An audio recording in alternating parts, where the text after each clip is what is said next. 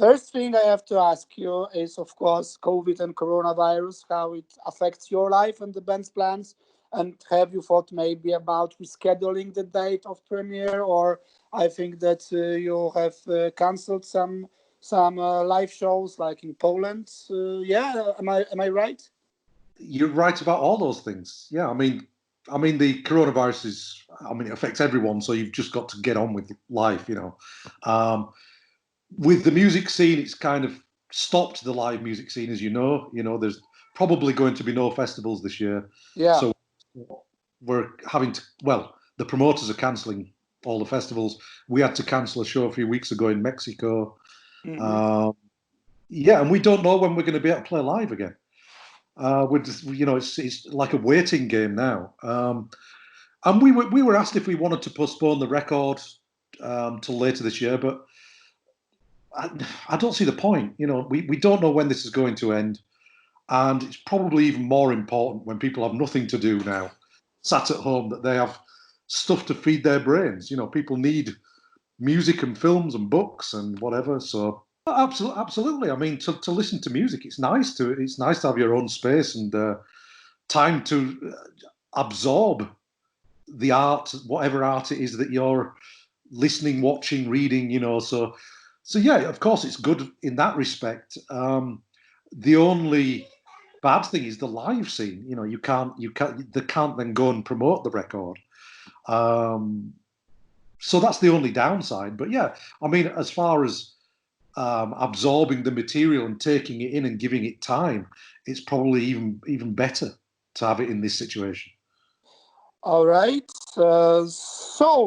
Not only Paradise Lost, but My Dying Bride, Nine Inch Nails, Pearl Jam. Of course, you are releasing new long plays. So tell me, which year do we have right now? And are you surprised that for more than 30 years the band stays on top? Yeah, it's quite crazy, but I mean, we work, and most bands work in like 3-year cycles, roughly. They'll do like a writing, recording year, touring year, whatever, and it goes in 3-year cycles.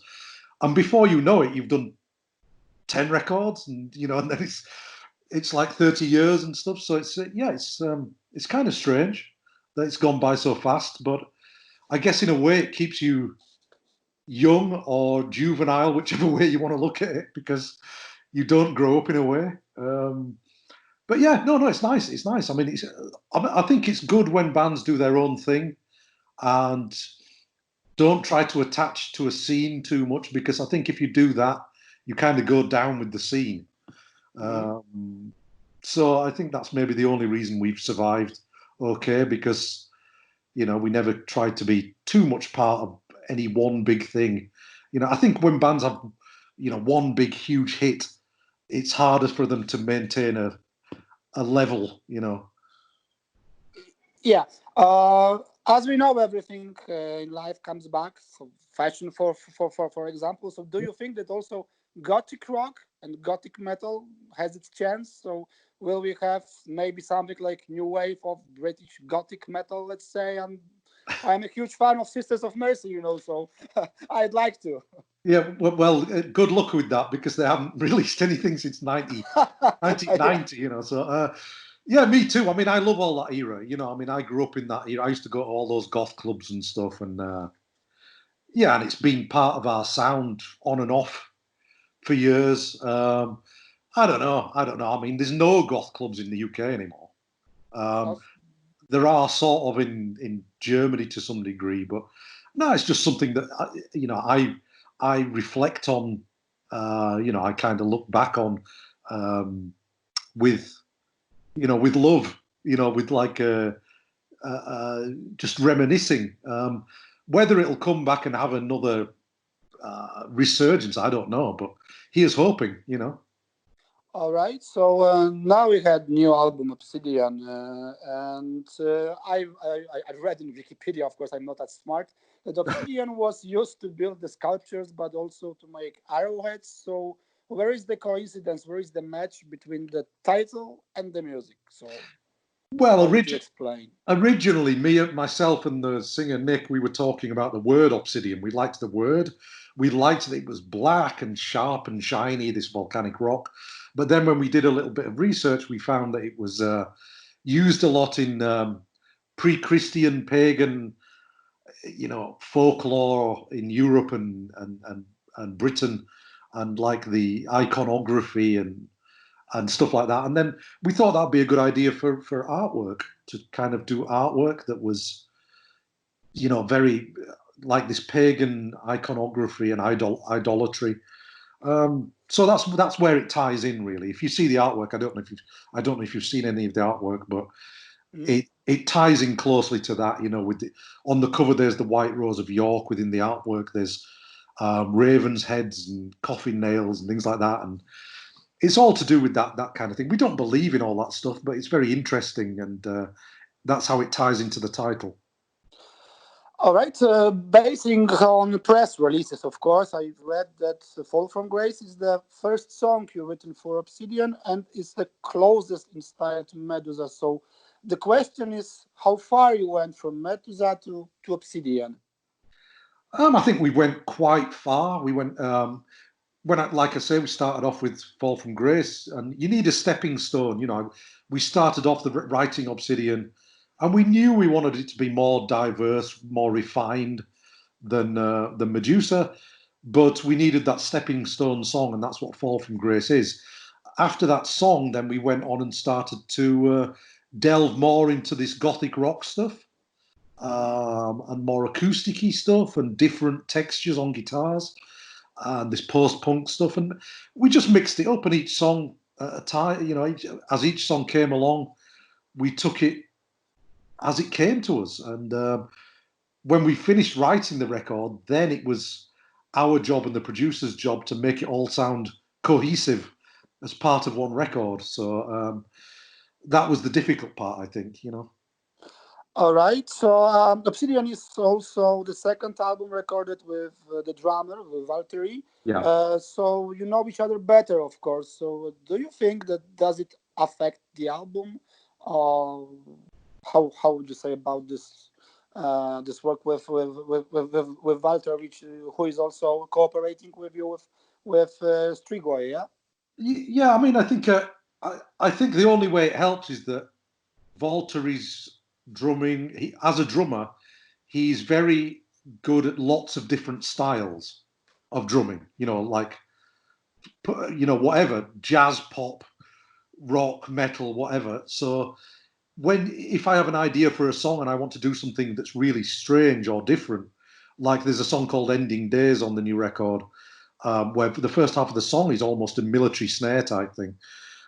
Then he's able to do it. Some of the drummers we've had in the past have been very good, but maybe only one style, rock or metal. So yeah, Valtteri being able to diversify between these different drumming styles helps us as songwriters achieve these different styles.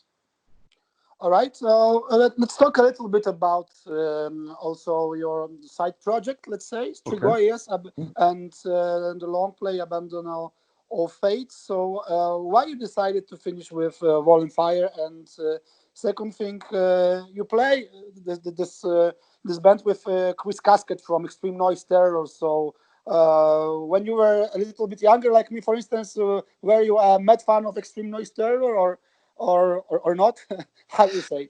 Well, I was a fan of the crust punk scene. So the stuff that came before Extreme Noise Terror, even Conflict and Antisect and stuff like that, and then it kind of merged into Peaceville Records, and Paradise Lost was signed at the same time as Extreme Noise Terror, pretty much. So I've known those guys for a long time. I finished Val and Fire because it started as an outlet for grief, so it had a sentiment attached to it, and I never really wanted to carry it on too long for fear of kind of ruining that sentiment. So after 3 records, I thought that was a good time to wrap up a trilogy of records that we were proud of and put it to bed. But then when I finished it, I was talking with Chris, who'd played live for Val and Fire a few times, about doing something in a similar vein, and that's why we did Strigoi. We just thought, you know, something along the same lines as Valenfire, but maybe with its own flavour. And we had a lot of fun doing it, Valenfire, so we thought, why not? And with Strigoi, we just wanted to do something that had its own identity a little bit and its own look and feel. So it's a little more refined than Valenfire, not as rough, not as crust punk, maybe a little bit more black influences in there, you know, black metal influences. And also, you know, there's the imagery and the artwork and the style of it. We've tried to kind of wrap it all together, you know. Okay, the last two things for this interview is so can you imagine a year without live festivals, without touring, and everything which is now forbidden because of the coronavirus? So we cannot even watch football on TV, which sounds crazy, believe me. Yeah, I mean, it's weird because I used to love just going to the local pub and doing pub quizzes and things like that, and obviously you can't do any of that.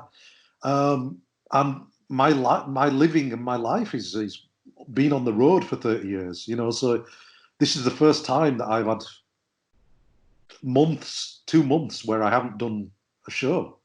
So it's very strange indeed, and yeah, we don't know how long it's going to last. So it's just crazy. It's crazy. I don't know how else to describe it. I always thought that a 28 days later type scenario would be really exciting, but it turns out it's really quite boring, you know. Yeah. So the last thing, because I think that 1 week ago, maybe 2 weeks ago, I watched live on Facebook the live show of Enslaved. So do you think it's possible for Paradise Lost to play the live concert without audience, just for the live stream? How do you think about this? Does it make sense to play without the crowd, without the people, like the Enslaved, for instance, did? I mean, we talked about it, and it depending on how soon the live gigs come back. I mean, if the live gigs aren't going to happen for a long time, of course, it's something that you might think about. But the only problem with us is our drummer lives in Helsinki, so Yeah. we're kind of trapped in 2 different countries, you know. So I don't know how that would work. You have to take Dr. Avalanche from Sisters of Mercy's Yeah, rubber. yeah. Well, we know the guy who works Dr. Avalanche, so then maybe that's a possibility. No Thank you problem. very much, and I hope to see you live somewhere in Europe this year. Bye Okay. bye. Cheers, Take Adam. care. Stay safe. Bye bye, man.